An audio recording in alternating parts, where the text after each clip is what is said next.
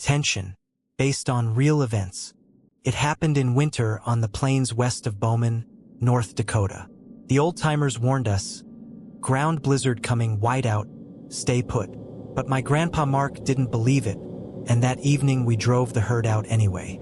The wind rose, snow went to a wall, and soon fences, road, even each other were gone. In that hollow white we lost our bearings and heard the storm wheezing from inside, like it was breathing. Out of the void a sheepherder's wagon appeared, low, canvas-skinned, the only island in a world of snow. We had no choice, we pushed inside. A family sat there.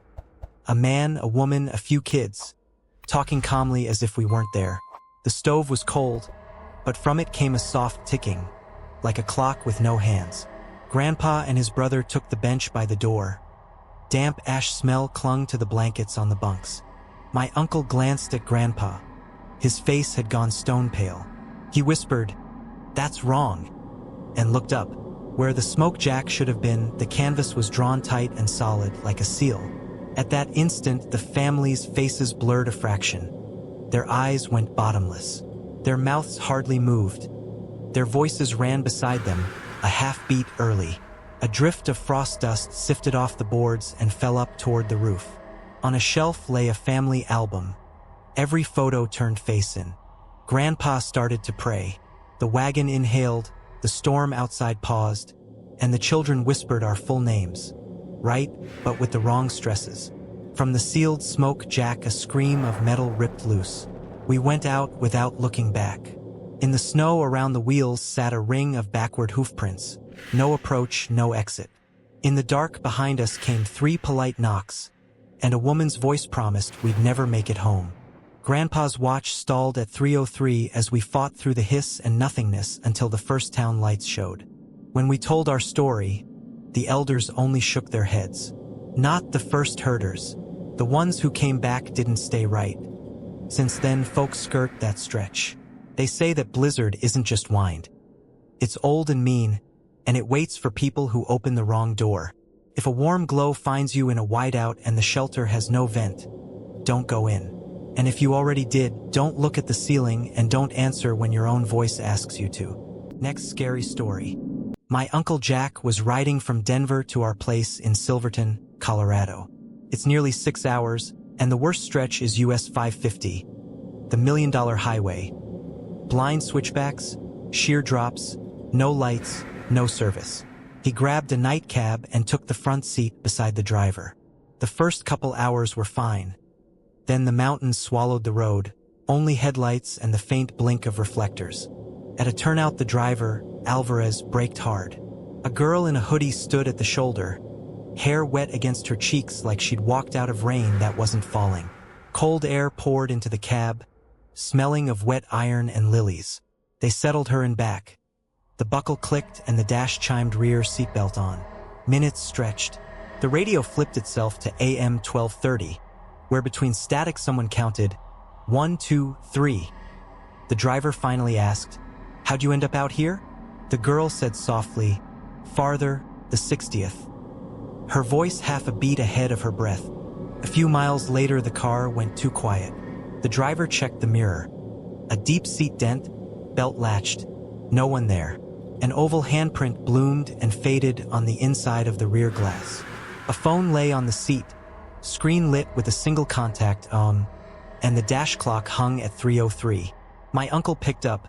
The speaker hissed road noise, then a thin whisper, "Don't stop." They pulled into a turnout by a roadside cross. White ribbon, plastic flowers, a plate that read Alyssa M. Hale, 1998 to 2017. The driver tapped MOM. A woman answered at once, tired voice. "This is Marlene Hale. Are you on the pass?" I sometimes get calls from her phone. "She died on that curve.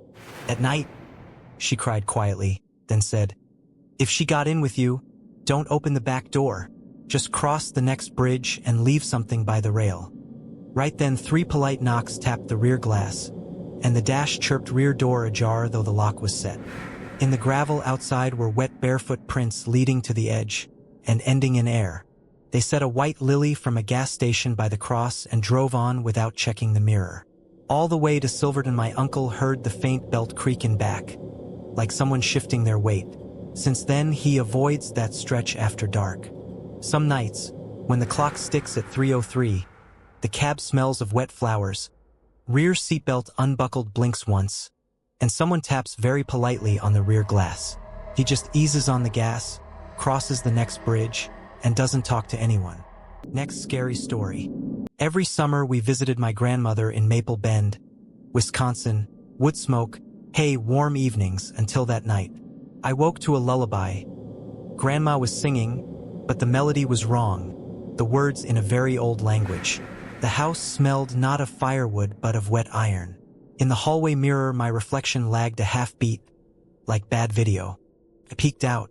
Grandma sat in her rocking chair with her back to me. When I whispered, "Gran," she turned only her head, like the neck was too long. Her body never moved. Her lips formed phrases where the voice came first and the shape followed. The kitchen clock stuck at 3:03. The rocker moved in time with the song, and the cold stove made a tiny crackle as if it were burning. I hid by the doorframe and watched the mirror. Grandma smiled in it, though her real face didn't. On the window, from the inside, an infant handprint bloomed and faded. She whispered a string of sounds and my name flickered in it. Misdressed, like a stranger trying it on. Under my pillow I found a thin braid of hair, cold and damp, as if lifted from water. In the morning she greeted us with her usual smile, but something hollow slid behind her eyes, a film you could almost miss. Mom stepped into the kitchen, blanched and dialed, then a dry voice said, "I'm sorry. Your mother passed away 3 days ago."